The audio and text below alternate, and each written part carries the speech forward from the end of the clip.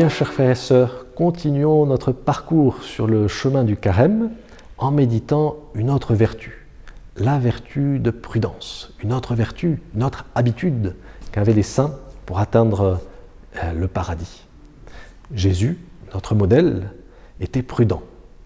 Il nous invitait aussi à la prudence. Il disait « Soyez prudents comme des serpents et innocents comme des colombes ».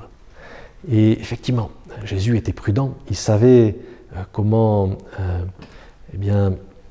éviter les problèmes avec les pharisiens à Jérusalem.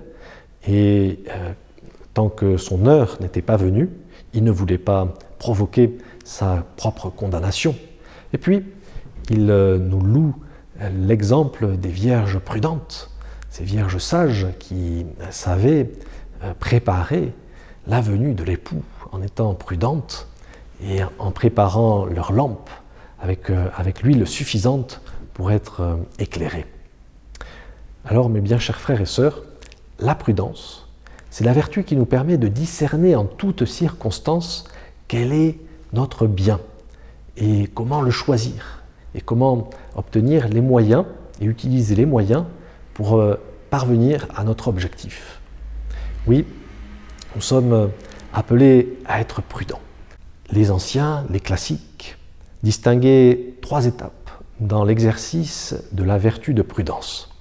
D'abord, le conseil, savoir demander de l'aide à nos amis, aux personnes qui nous entourent, pour discerner quel est notre bien. Ensuite, le jugement. Une fois que nous avons pris les conseils opportuns, il nous faut juger quel est notre bien dans telle circonstance. Et puis, 3e étape, l'exécution. Et c'est peut-être un peu contre-intuitif de savoir que saint Thomas d'Aquin, à la suite d'Aristote, disait que l'étape la plus importante de la prudence, c'était la mise en exécution. C'était l'exécution de ce que nous avons vu, de ce que nous avons jugé, après avoir pris des conseils. Alors, le prudent est celui aussi, et avant tout, celui qui sait agir et qui n'a pas peur de se lancer. Prenons l'exemple de saint José Maria. Il avait pris pendant des années des conseils pour savoir ce qu'il pouvait faire pour la Sainte Vierge Marie. Et après avoir réfléchi, il a posé un jugement, celui de construire un beau sanctuaire dans les Pyrénées, en l'honneur de la Vierge Marie, sur une terre qu'il aimait beaucoup, l'Aragon, et où lui-même, il avait reçu une grâce lorsqu'il était un petit enfant. Il avait été sauvé par la Vierge dans un vieux sanctuaire, mais très ancien. Et puis, il a décidé de mettre en pratique, d'exécuter ce beau projet qu'il avait discerné. Et il a fait construire un immense sanctuaire en l'honneur de la Vierge Marie.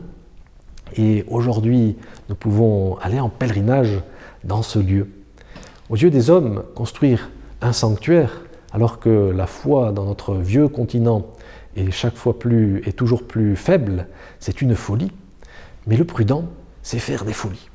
Il sait faire des folies d'amour. Et nous-mêmes, durant ce carême, il nous faut prendre des décisions. Et c'est la prudence qui va nous aider à les prendre. La prudence de celui qui comprend bien que dans sa situation, il doit prendre des décisions définitives, couper court avec des mauvaises habitudes, avec des vices qui sont peut-être un peu enracinés. Et c'est la prudence qui nous fait dire « coupe » une bonne fois pour toutes avec cette mauvaise habitude que peut-être tu as prise il y a des années.